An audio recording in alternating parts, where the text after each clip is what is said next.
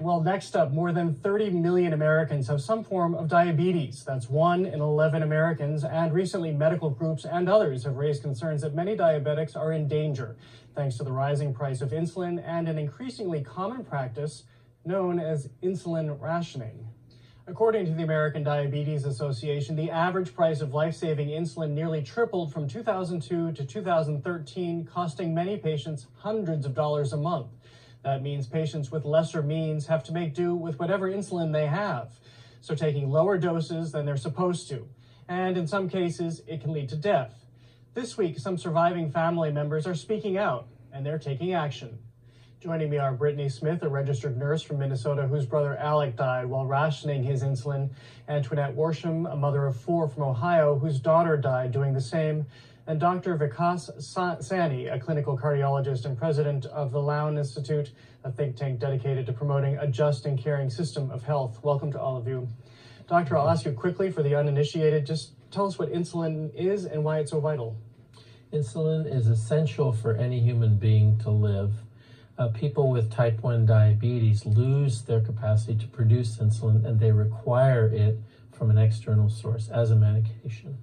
Require it. Brittany, you lost your brother to insulin rationing. Tell us what drove him to have to do that. Well, he was on my mom's insurance plan until he aged out at 26, and his options at the time and with his job were unaffordable, and so he was forced to pay the out-of-pocket cost, which ended up being about $1,300 a month out of pocket, and he didn't make it. And did you have any sense that he was having to do that? Not at all. No, he didn't ask for help at all. So it was out of nowhere. And Antoinette, as I mentioned, you lost your daughter. You're here for a very specific reason. You all are. Tell us what you're doing tomorrow. We are holding a rally, a protest in front of Sanofi, demanding to decrease the cost of insulin. And you're bringing your daughter's ashes. I am.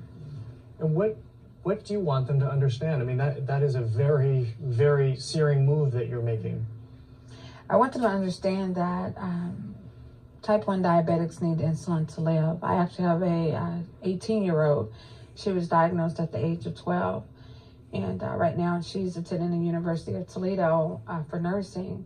And it's kind of in her mind that when she graduates, she's going to be able to afford insulin. I had to tell her, you're still going to have a deductible that you're going to have to meet.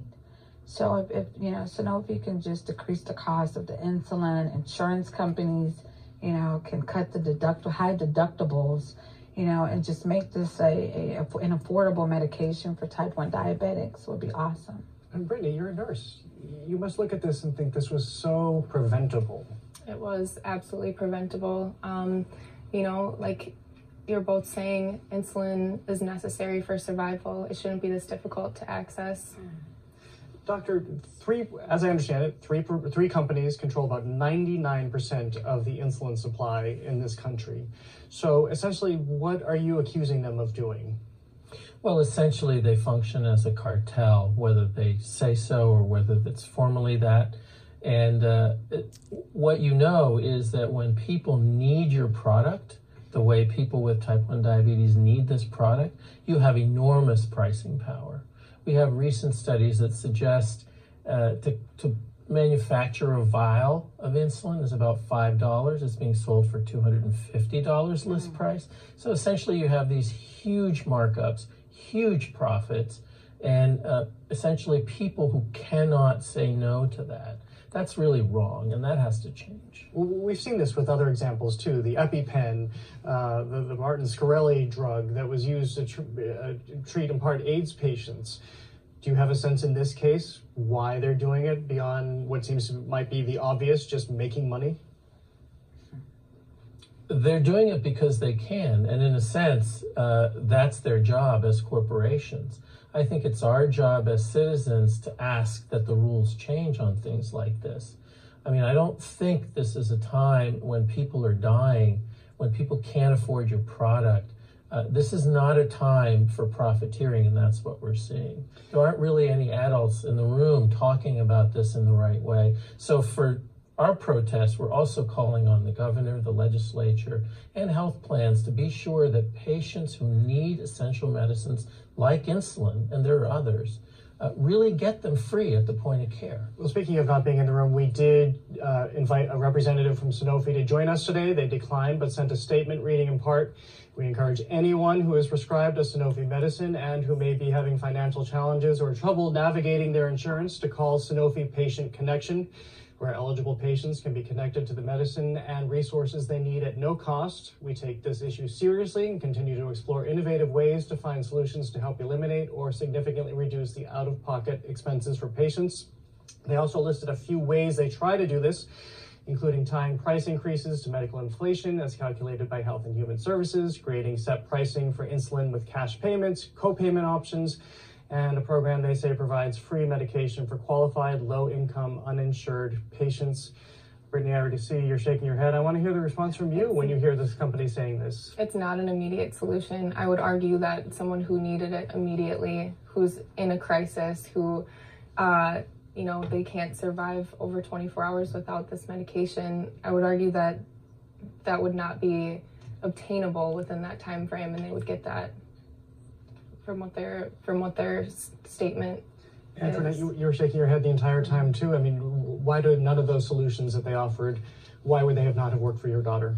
For eligible patients. So you're saying patients who are already on Medicaid, who are already below poverty, who are eligible to receive their medication at no cost. The issue with us is we were over the income guidelines, so she couldn't afford it. She was kicked off of the Medicaid because of her age, because of her income. So what about those who can't afford it? Don't say eligible, because we know that they qualify for Medicaid. So what about the ones who don't? Well, this suggests that, there has been such a widespread issue. You're both here because you've lost loved ones. As I understand it, people are going on eBay to find insulin. There's kind of a so-called black market that has sprung up. People are establishing GoFundMe pages. How disastrous is this? It's really bad. And the reality is, for every 1 or 2 or 3 people who have had the tragedy of the loss that these families have had, we know there are hundreds, if not thousands, who are struggling just to keep their head above water. We know that's true even in Massachusetts. What do you anticipate from out of tomorrow and being able to affect some change here?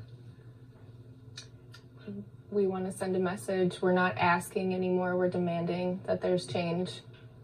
They're choosing profits over patients, and it's not acceptable. People are losing their lives. They're dying.